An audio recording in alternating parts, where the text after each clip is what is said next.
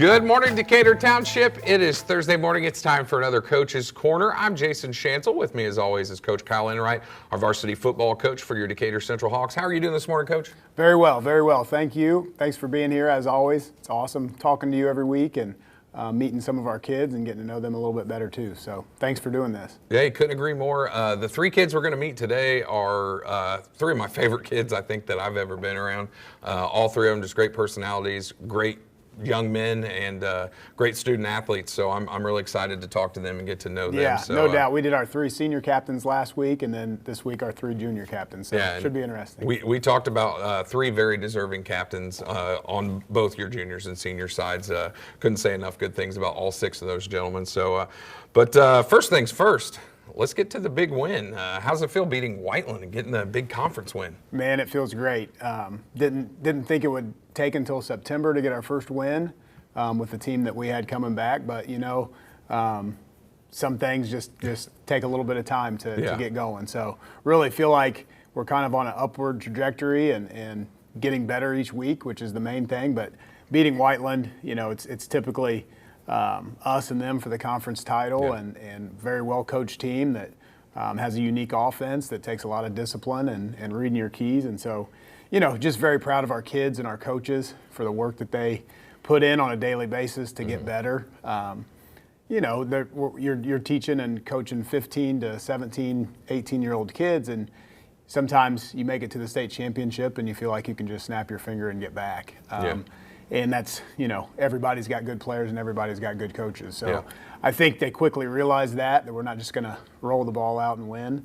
We have to work at it, and they have. But I'm just really proud of them for, picking themselves up off the mat and focusing on just today and getting better. So that was awesome to see. Well, I think the thing that really stood out for me this week in the Whiteland game was I thought that we were good enough to beat them, but how we beat them was surprising to me because I didn't think it was in doubt. I mean, I thought we controlled that game from start to finish. I did too, and it's interesting. The final score isn't really indicative, and then they got it all the way down to 28-21, and they had the ball after an onside kick and a couple touchdowns. And for a game in which we didn't punt the football, our offense was clicking. It just seemed like we couldn't get off the field a few times on third down, especially early with that offense. They would fall forward and just get another yard and stay on the field. But just a weird game. Again, I don't know even how this is remotely possible, but we ran 4 offensive plays in the second half. Oh, wow. One half of football. 24 minutes, we ran 4 offensive plays. It's got to be some sort of record. I didn't realize that was the case. Like, it did not seem like that. If that's the fact. So that's insane. I mean, again, we ran 28 total offensive plays. Wow. Typically in a game you run 60, 30 a half, and we ran 28 for 410 yards. Well, it's kind of indicative of the Colts game on Sunday. That kind of deters from your number of plays when your very first play goes to the house. That takes away from your number of plays there. But your first play goes to the house, and then people don't realize as well, because it was the second possession, it was our first possession of the second half. That one went to the house with Wells' 80-yard run. So our first offensive play in each half went for 80-yard touchdowns. That's so crazy. that kind of lends towards running fewer offensive plays, but man. Well, let's start putting some names to those big plays. Who stood out offensively? Well, I mean, you have to start with number 7, Kasmir Hicks. I mean, he's his speed and vision and ball skills, catching the ball and running the ball are just on another level right now. He's really worked in the off season. Not that he hasn't worked before, but he just took it up a notch. Yeah, I would agree. Just with his training and his acceleration on that first touchdown, the first play of the game, it was just a quick bubble screen from Bo out there to Kaz. So a simple play, but to execute that play, you have to have great perimeter blocking. And they did. Dodo and Rel and Carson had great perimeter blocking all game, and we really emphasized that. But he jumped over a kid, and then typically when you jump or you do a little leap, you kind of slow down a little bit. On film, he accelerated after the leap, which is special, and then ran away from everyone else. So, he's got special skills that others don't possess, and I think that's what makes him as good as he is. No question. And, I think he's really he's really even keel. He never Yeah. gets too high or too low. Really mature football player, high football IQ. But his family, his two brothers that were great players here for us. Yeah. I think really give him motivation to try to emulate them, because they were really good players and did it the right way in the classroom as well. So it's always good for a young kid to have older brothers that are role models for you, like Kaz does. But he was outstanding, unbelievable. And you mentioned Pharrell Carter. I thought Friday night might have been Pharrell Carter's best game as a Decatur Central Hawk. Yeah, so we give out awards for a lot of different things. One of the awards is the Hammer Award, and the Hammer means you affected the most plays on the team on both offense and defense. So it typically goes to a two-way player. But he plays corner for us. He plays running back for us. He's our punt returner. He's on kickoff return. He just does so many things that when you have some flashy plays from other guys, you can Pharrell has seemed to get lost in the mix these first 3 games, but not this week. No.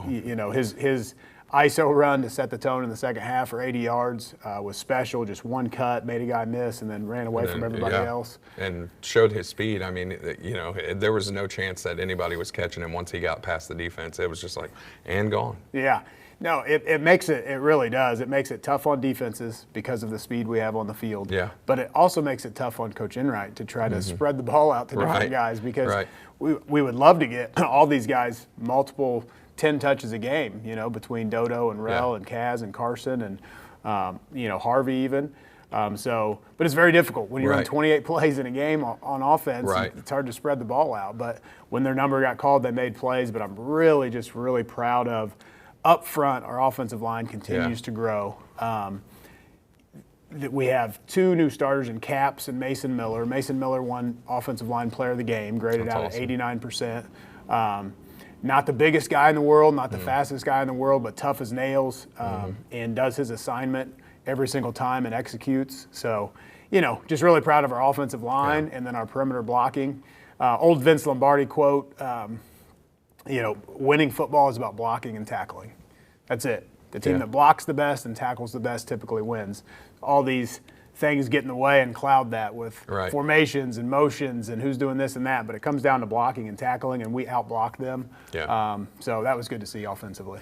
Well, I felt like we did a nice job limiting their standout people to pedestrian for their standard days. I don't think they did what they wanted to do. I think we disrupted them something fierce. So we did, and that's a testament to our defense and defensive staff. Typically, you're going to see their tailback split through there and get a 70 or 80 yard run at least once or twice a game. I mean, that's just. I don't think that happened at all. It didn't. It didn't. So that's impressive. Everything that they got, they had to earn 4 or 5 yards at a time. We hit Valentine. We emphasized tackling and wrapping up because he's a very good running back. And Braylon Morris just had an amazing game. Not only 13 tackles, but the interception in the end zone when they threw it up to the tight end. Big time play. Yeah, that's huge. Kid's just a playmaker. Big momentum swing, like you said. And then, what can you say about our 2 inside backers, Braden Smith and Bryson Bonowit? I feel like I said Braden Smith's name about 50 times. You might have. So he had 21 tackles. Yeah, he was special Friday. 18 solos, 3 assists, a tackle for loss, and just continues to be a student of the game. Just as consistent as you can be over there with Coach Griff and Coach Cam. Yeah, you can set your watch by him. Almost. I mean, he was consistency is the perfect word for him. Yeah, it's fun to watch just because he's a junior and he's always been a really good football player. He's gotten faster with Coach Lane and more explosive and gained a little bit of weight. So, with Steve-O and Albert, he didn't really get a chance last year to play a whole lot, but he was a dog like this on JV all year last year as a sophomore, and it's great to see that transitioning and happening on Friday nights now. You have arguably 2 of the best linebackers in the history of your high school graduate at the same time. How do you replace that? And the answer's been Braden Smith. Absolutely. He's definitely. And Bonnie and played more on the Bonowit. edge, last year with Steve-O and Albert in the middle, and it was kind of natural fit for him to move back to that spot as the inside backer. So, he's kind of a veteran coming back, but Smitty and Chris Hill have really kind of solidified those other 2 spots. And Chris didn't play as much this week because of just the formation structure of Whiteland. and how we lined up and played. But when he did go in, which was 3 or 4 snaps, he came downhill and made tackles. So. Oh, yeah. I definitely said his name Friday as well. So Yeah, so it was really good to see. Again, a lot of standouts on defense. Maurice Carter, Caden Cole had a great game defensive line-wise. I said Bobby Eastis' name several times. Bobby's doing really well. He had a great game. Yeah, props to him for coming back from, he had an ACL tear last year, and it's been hard getting over that hump, man. And just mentally and physically, when you have an injury like that and you haven't played for a long time, just getting back out there. But really proud of Bobby for all the effort and work he's put in. And well, and I mean, a testament to those guys. I mean, they played so well. We had JV guys and sophomores out there playing to finish the game. I mean, that says fun, a lot. Isn't it? That's always fun. Yeah. When you can play 60 guys on a Friday for night, sure. That means a lot. Sure makes the parents happy and proud of their kid. They get to see their kid and hear their kid's name called on Friday night. I mean, that's a huge thrill. Yeah, hopefully we can continue to do that more often. And it's always fun to get everybody involved, on a Friday night. They work so hard in the week. They're in practice as our solid gold scout teams and do a phenomenal job. So to get them some Friday night light experience is always great. Well, you said we didn't punt the ball at all, but however, crazy. That still doesn't mean we didn't have special teams out there doing their job. We had guys, catching pooch kicks and, Surb with the long snap and Bonnie with the hold for extra points. I mean, that's super important, super valuable. Yeah, 5 for 5 on extra points. Alec and Bonnie continue to do a great job. It's one of those jobs that you don't notice unless they mess up. And you don't want to take for granted because he's a very good snapper and Bonnie's a very good holder. So it's kind of Ashton's comfort blanket, right? Yeah. He knows the snap and hold are going to be there every time 100%. and it allows him to do his job. So props to them. Bonnie got hurt on a touchdown play on Kaz's long interception return, which was a huge turning point of the game. So I'm running out there just to check on him, and it was just cramps.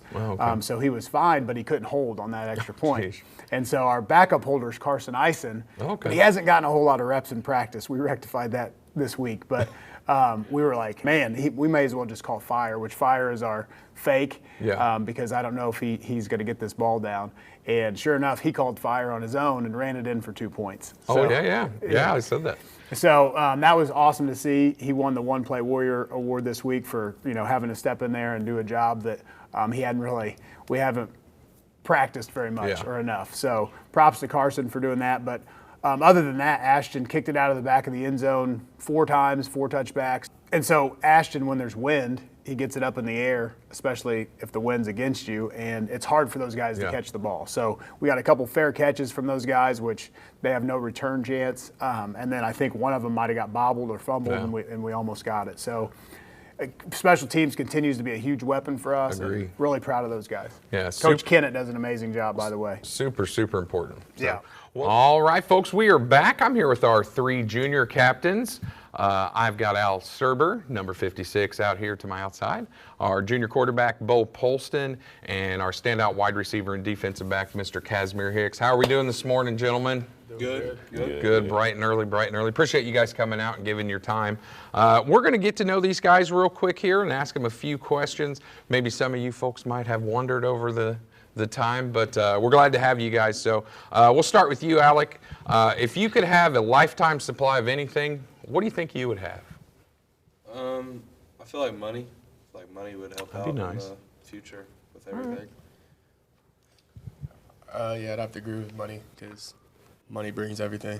A couple of Scrooge McDucks over there. I also go with money. The whole group with the money. I mean, I get that. That's money buys things, so I can understand that. Let's see. Bo, since you got the microphone, we'll go with you on this one. If you were a car, what car would you be and why? I'd say a Lamborghini. I don't know. It's just favorite car, so that's what I want to be. I would say a Jeep truck. Take off the doors, the roof, and just go wherever you want. Yeah. All right. How about you, Kasmir? I'll say a blacked out Hellcat. They super fast, and I'm fast too. Interesting. All right, I like it, fellas. Let's see, Kaz, what is your favorite superhero and why? Black Panther, because he was very compassionate and he really cared about his people, and I respect him for that. So. I like that. That's good. All right, how about you, Bo? I'd say Captain America. He's a great leader for the Avengers, and everybody looked to him for everything. But would you say you're the Captain America of the Decatur Central Hawks? No, it's 100%. It's 100% Bryson Bonowit. All right, Bryson Bonowit, a.k.a. Captain America. How about you, Alec? Yeah, I would say Iron Man from where he started. He just wants to protect everybody, and you got to respect him for that. All right, so while you got the microphone, we're going to stay with you, Alec. What's your favorite television show? I would choose Tom and Jerry. All right, old school. Yeah. I would choose Hard Knocks. I just love learning the in and outs of an NFL program, and I just feel like it's very entertaining. All right. How about you, Kaz? I would say Snowfall. Snowfall. Real all good right. show. Good. All right. Let's see, Mr. Polston, we'll ask you, since you are our microphone holder, if you were forced to wear a T-shirt with a single word on it for an entire year, what would that be? Probably just be peace, just to I like that. keep everybody together and just be calm. All right. How about you, Alec? I would do the word now. Okay. So, no, I can't say like, oh, I'll do that later. I'll do it soon. Like, I got to get it done now. Keep it in the present, Yeah. everything right now. All right, I like that. How about you, Kasmir? I'll just have her say God. All right, good. I like those choices, guys. All right, Mr. Hicks, other than yourself, who's the baddest dude on the team at Big Cat Drill? I had to go with Bonnie. He's Bonnie? nasty. How about you, Bo? I'm gonna say Tyler Cooper. All right, Tyler I don't think Cooper, anybody Big can Cat. compete with him. All right. What do you think, Al? I would say Cole for how big he is. He's a big cat. It's I would hard. agree. Yeah, it's hard to move him. I couldn't agree more. All righty. Alec, what or who is your motivation to be your best? My dad. Yeah. My dad has put in so much effort with everything on my sports, my classes, and just when he's around, it's just motivation. Like, I can't let him down or anybody else. So. Yeah, I would have to agree. Your dad's always there and always helping. How about you, Bo? I would say my whole support system, that Yeah. includes my family, friends, everybody, just keeping me going, keeping me on the right track, and I couldn't thank them enough. And Mr. Schanzel tries to keep you on the right track as well. Of course, of course. No, but no, I would agree. You know, I see you always have a large group of people coming to see you, grandma and grandpa and all Absolutely. your family, so that's a big deal. How about you, Kasmir? What keeps you motivated? I would say my family, but more strongly my brothers. They're like big role models in my life, so I try to like do everything following their footsteps. So I want to keep them in my family. Same deal, man. I see your people every Friday at the football game, so trust me. So that's awesome that you guys all have that support system as a whole. So that's a big deal. Let's see, Kasmir, if you could only listen to one music genre the rest of your life, what would that be? Definitely R&B. Okay. I like the chill music. I'd say country music. It's kind of just the flow I listen to and like. All right. How about you, Alec? I would say like old hip hop. Okay. Yeah, Dr. Dre and all them. All right. That's my favorite. Some 90s hip hop. All right. Last one. We'll start with Alec. Name the one song that you always play before a game. One song, I would say it's the Seven Nation Army. Oh, yeah. Just gets in the bloodstream, gets me going, you know. I listen to a song called "Ordinary People" by John Legend. It Yeah. just keeps you. It's just a song I listen to keep my mind relaxed and not get too high or too low. How about you, Mr. Hicks? What's the song that you listen to before every game? To be honest, I don't really listen to music before the game. I just don't like to. So whatever's playing in the locker room, I just vibe out to it. All right. So go with the flow. Well, guys, I don't know about you, but these guys answered a lot of these questions about what I thought. I feel like I know you all three, fairly well, and so now it's out there. You folks in Decatur Township kind of get an understanding where these guys come from and what they're about, and kind of shows you why they are where they are, why they played in a state championship game last year, and why they're doing so well now. So. Excited for this game this coming Friday. We're going down to Martinsville, where it's usually not very friendly, not very kind. So hopefully we can pull out a win. And best of luck to you guys, and hopefully everybody stays healthy and we get the W. Sir, appreciate you. All right, guys. We'll be back just in a little bit to wrap things up. Well, let's talk about the Martinsville Artesians. So they've been kind of up and down the last maybe 5 or 6 years here. What should we expect on Friday? Well, Coach Duggar, real good friend of mine, does an amazing job. He got there a couple years ago, and he's really kind of an offensive quarterback guru type deal. So he calls all the plays. They typically get to the line of scrimmage, and you'll see the quarterback clap and then look over to the sideline, and he makes all these checks and audibles. So he's going to get you into the right play. He's a very good coach. It seems like his kids play extremely hard for him. They get the most out of what they have. So it's going to be a challenge. Offensively, they've got a great quarterback who can run and throw. They've got a receiver, Hunter Stroud, number 3, that is kind of their Mr. Everything. I think he's got 26 catches already in 3 games and over 400 yards. So, wow. Yeah, we got to find number 3. We got to stop the quarterback run and just play our game. Defensively, they're a little bit undersized, but they play really fast, and they'll present some blitzes and some slants. So just got to be able to pick up their blitzes and run the football. Well, we all know it's a mid-state conference game. I don't care who you're playing, whether that team has an off year or a good year. You're going to play a tough game. It's just known opponents. Absolutely. I mean, they're 3-0, ranked 4 in 4A, and the cowbells are going to be ringing. And it's going to be a hostile environment. Great crowd. I always loved going to Martinsville and playing when I was a player. So should be fun. Great environment. But we've got a whiteout coming up, and so we'll be wearing our white jerseys, and the Hawk Block will be wearing their. And there's their another white. kind of weird holiday that night as well. What is that night going to be? Friday the 13th. Whoa. Right. We got Friday the 13th. So got some masks. If you got your Jason mask for Friday the 13th. Go ahead and put that on.